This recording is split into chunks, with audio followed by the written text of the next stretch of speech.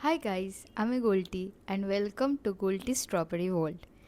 তো লাস্ট দিন আমি যেই টপিকটায় করেছিলাম video that was about a book, but দুটো পেন্ডিং ভিডিও ছিল। সিয়া গোয়েলের কেসের দিন আমি দুটো ভিডিও বলেছিলাম যে কি পরবর্তীকালে আমি করব, যেটা হচ্ছে কি মানি ফ্যাক্টর অ্যান্ড কমিউনিকেশন ফ্যাক্টর। তো মানি ফ্যাক্টরটার উপরে আজকে একটু কিছু কথা বলার চেষ্টা করব।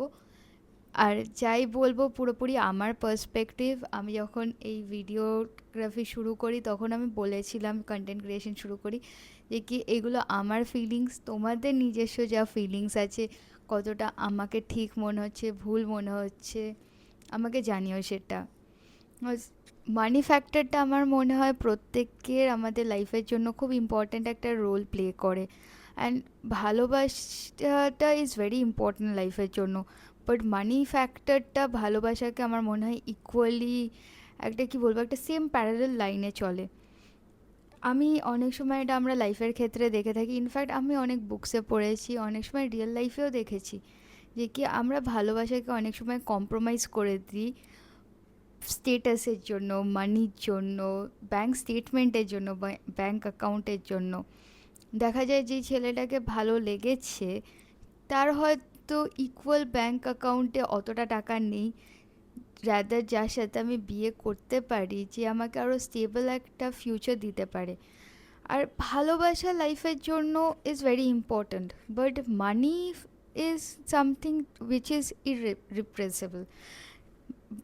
মানির জায়গাটা কোনো জিনিস কখনো নিতে পারবে না। আজকে আমি শান্তিতে বাড়িতে বসে দুমুঠো যদি ভাত না খেতে পারি, ভালোবাসা তো এমনিই জানলা দিয়ে পালিয়ে যাবে। হ্যাঁ, এবারে অবভিয়াসলি অনেকে এই কথাটা বলতে পারে যে কি ভালোবাসা থাকলে লড়াই করে নেব পৃথিবীর সাথে, টাকা কামিয়ে নেব। হ্যাঁ, বাট দুজনের মধ্যে কেউ একজন না একজন স্টেবল ঠিকই থাকে। হয় সেটা ছেলেটা হোক মেয়েটা হোক, হয় দেখা যাচ্ছে যেই সময় ছেলেটা একটু নিচে আছে, মেয়েটা ছেলেটাকে প্রোটেক্ট করছে, তার সাথে ইকুয়ালি স্ট্রাগল করছে, নিয়ে যখন ছেলেটা আবার সাকসেসফুল হয়ে আছে সেই মোমেন্টে মেয়েটাকে স্ট্রাগল করছে। বাট এরকম কখনো হয় না। ইনফ্যাক্ট অনেক সময় আমরা, এটা একটা খুব রিয়েল লাইফ এক্সাম্পল যেরকম আছে, আমাদের বাড়িতে যারা কাজ করে দেখবেন অনেক সময় তাদের এরকম লাইফ স্টোরি শুনতে পাওয়া যায়, আমার বর আমাকে মারছে, আমার বর আমাকে টর্চার করছে। তাহলে কেন তাদের লাইফে কেন ভালোবাসাটা কমে যায়? তাদের তো জোর জবরদস্তি বিয়ে হলো, অ্যারেঞ্জ ম্যারেজ হলো, কোথাও গিয়ে দুজনের একসাথে থাকতে থাকতে তো ভালোবাসা জন্মগ্রহণ করা উচিত ছিল। বাট ওই একটা ইম্পর্ট্যান্ট ফ্যাক্টর যেটা থেকে যায় সেটা হচ্ছে গিয়ে মানি। আর মানি হচ্ছে গিয়ে পুরো পৃথিবীর এমন একটা জিনিস যেটাকে ছাড়া আমাদের কোনো জায়গায় উপায় নেই যাওয়ার মতন। আজকে আমি কন্টেন্ট ক্রিয়েশন যে করছি, কোথাও গিয়ে at the back of the mind, হ্যাঁ আমি এই ব্যাক অফ দি মাইন্ড আমার এই ফ্যাক্টরটা নেই যে কি আমি ভিডিও করে পয়সা ইনকাম করব। বাট কোথাও গিয়ে আমাদের প্রত্যেককে কিছু না কিছু একটা করতে হয়, যেটার জন্য আমাদের লাইফ স্টেবল থাকবে।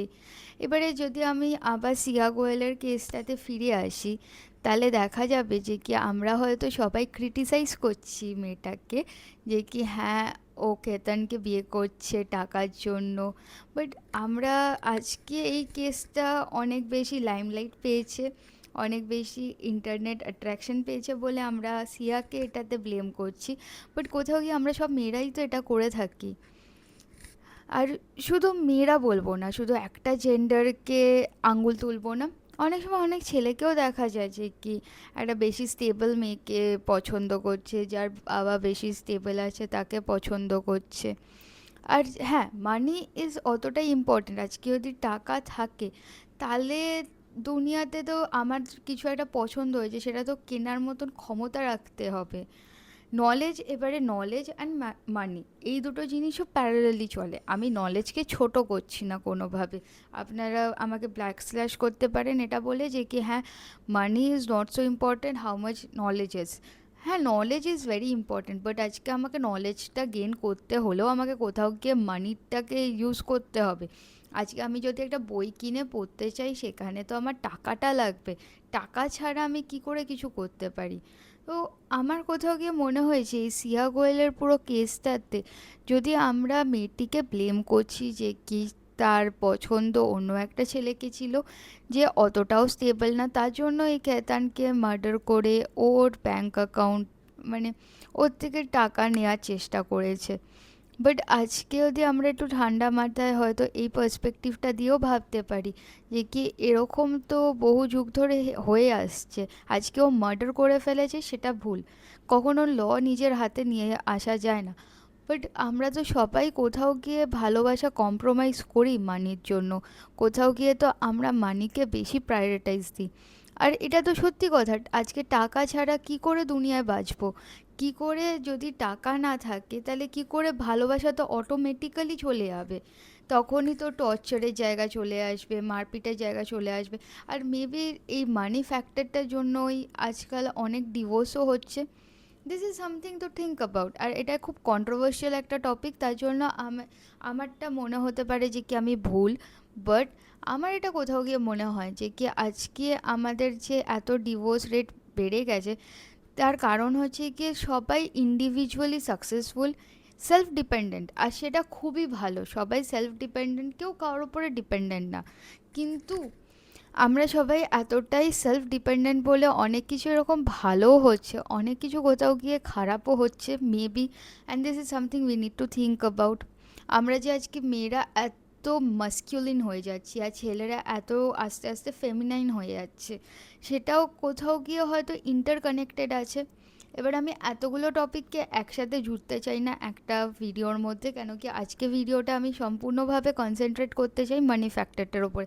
পরবর্তীকালে এইগুলো অনেকগুলো টপিক আছে যেটা নিয়ে আমি হয়তো পরে ভিডিও করব, কিন্তু তোমাদের কতটা এই মানি ফ্যাক্টরটাকে ইম্পর্টেন্ট মনে হয় আমাকে পরে কমেন্টে লিখে জানিও, কতটা আমি ঠিক বললাম, কতটা আমি তোমাদের থেকেও শেখার মতন ইচ্ছা রাখছি। Till then, tata.